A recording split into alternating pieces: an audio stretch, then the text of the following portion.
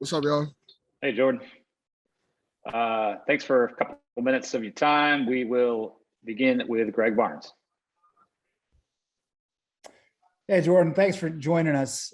When you've got an offensive line that has been together for so long, what are you guys working on as a group to get better at heading into this season? I don't think you can ever have too much communication, especially at the O-line position. A big thing Coach Searle says is he needs 5 guys to do the right thing every time. And if sometimes you can notice it at the other positions, but if one guy messes up, like it's not really noticed. But if one guy messes up on the O-line, it's definitely noticed and it affects the whole play.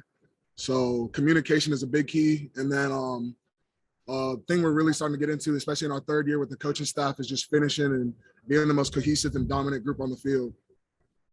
And at your position, obviously, excuse me, Awesome's on the other side, but with some of the backup guys that are battling for playing time, who has really stepped up, in your opinion, this offseason to kind of give you some more options over there?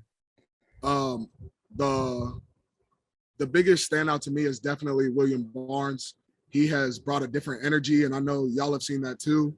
So I know if the media is talking about it, like we're obviously talking about it in the line room, the coaching staff sees it. I think he's really bought in this past year and a half, especially with what we did last year going to the Orange Bowl. I think he definitely saw like he doesn't just want to be a part of the field goal team. He wants to be a part of the rotation, and I'm 100% for that. And he's like a little brother to me. He's my roommate. He's definitely stepped it up a notch, and I can't wait to see what he does still throughout camp and what he's going to put on the field during the season. Since you're his roommate, what have you seen on a personal level change for him, if anything? I would say he's taking his plays a little bit more serious. I know when we first got here with the old coaching staff, it was a little rough for him. Sometimes you got to teach people football, especially like it. For some people, it's easy. For some people, it's different. Like you kind of had to teach him football and like the different positions. And he definitely over this past year has cracked down in the weight room and in the position meeting rooms. Like when it comes to coaches asking him questions, he can answer them like that. We don't really need to help him on anything. It's more him helping the young guys, if anything, which shows a really big improvement. Great, thank you. Yeah, no doubt. All right, back over to Ross. Hey, Jordan, storylines that you're having all 5 starters back, in addition to everybody else on the offensive line. But how can this group be better? I mean, what kind of things are you trying to take to the next level to build on last year's success? Yeah, I think any O-line wants to cut down on sacks. We try to keep a goal of 20 or less this season. But in my opinion, like there shouldn't be Sam shouldn't be touched. We have the best QB in America in football. Like Sam should not be touched. And I think that's one thing that we're really trying to harp on. We did in the offseason, in the weight room, everybody got stronger in hopes to protect Sam because he's a special QB. He's been here 3 years in this program now, and like everyone sees what he can do. So if we take that extra step to get stronger, faster, smarter, and talk to each other more, there's no reason why he shouldn't win a Heisman and we can't win a Joe Moore. Anything else beyond that? I mean, is there anything more fine tuning on certain things that you think you can just kind of get better at?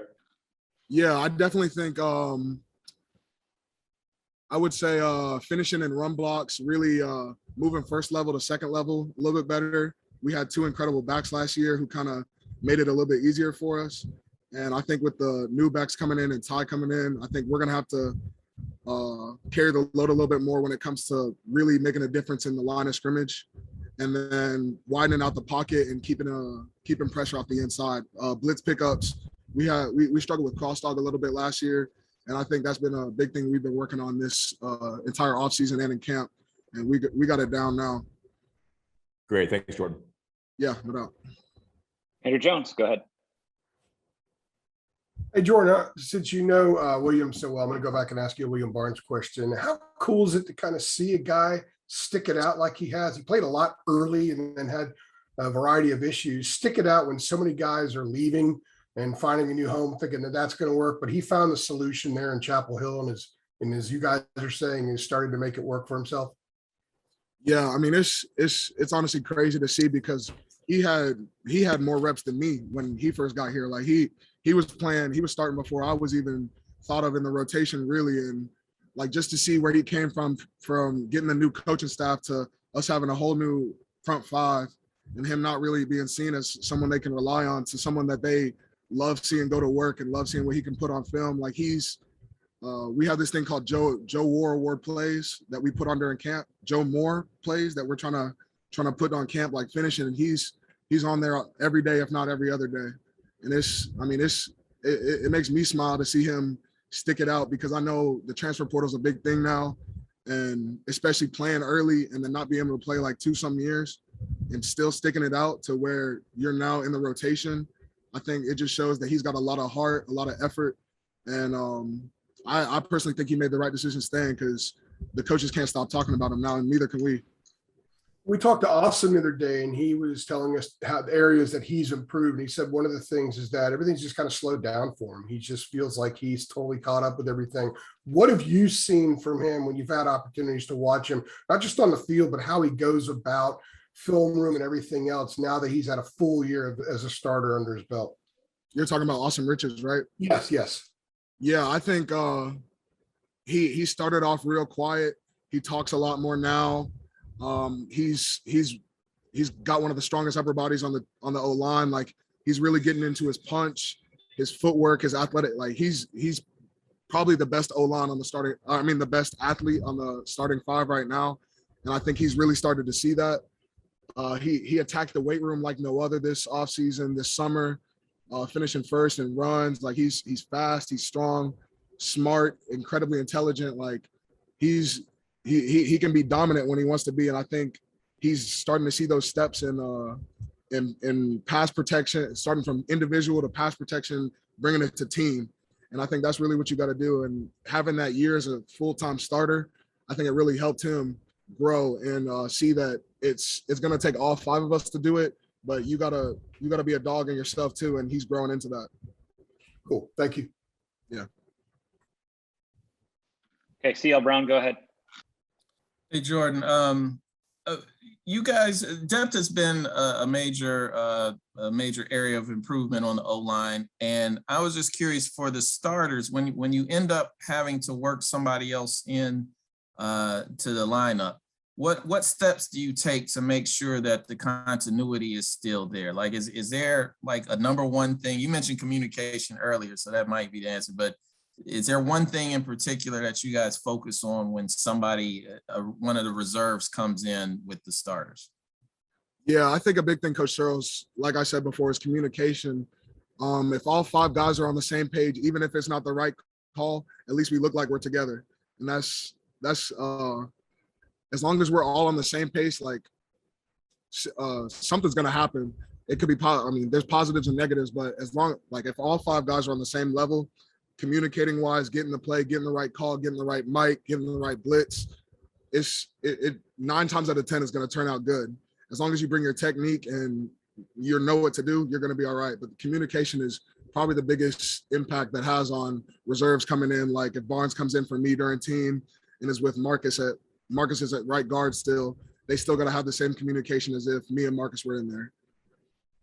And this is a not serious question I have for you, but I noticed that it always seemed like last year in a rushing touchdown that you were the person to lift up, Javonte or Michael in the air, like literally almost like a baby. How did that start? And is that something that you see yourself continuing with the guys this year?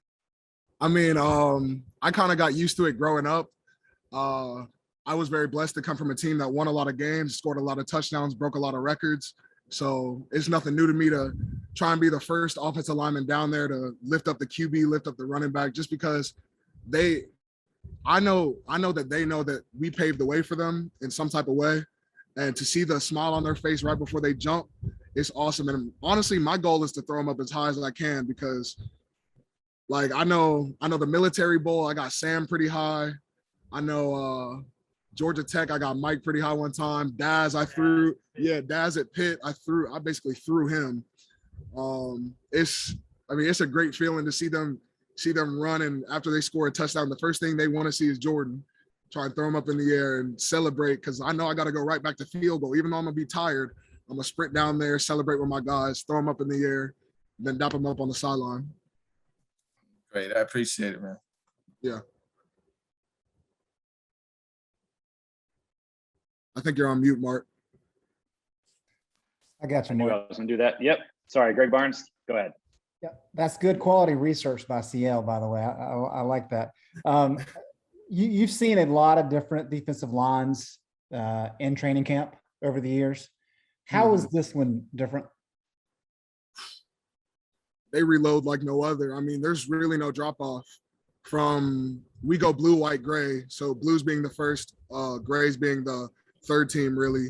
There's no drop off on the D line at all, especially at the, I mean, I don't even want to say especially at the exterior positions like the outside linebackers and DNs, because our interior D line reloads just as good with Keyshawn and Ritzy coming in, Jaleel, KJ Bentley Jones, and then Ruck, Des Evans, Taman, Hop. Obviously, like it's crazy. It's every one-on-one rep, is going to be a battle, and it's going to get each other better. And that's how you got to look at it. It's a really good feeling to have a D line like this, especially knowing that other teams are going to have to face them in the fall, because they bring it every single day. They bring it. They're probably the position groups that brings it the most every single day. Them and the linebackers, and like I'm excited to see what they're going to put on tape in the fall, because they go after it, all of them. Great. Thank you very much. Yeah. All right, Jordan, thanks a lot for your time. Yep. Thank y'all. Have a good day.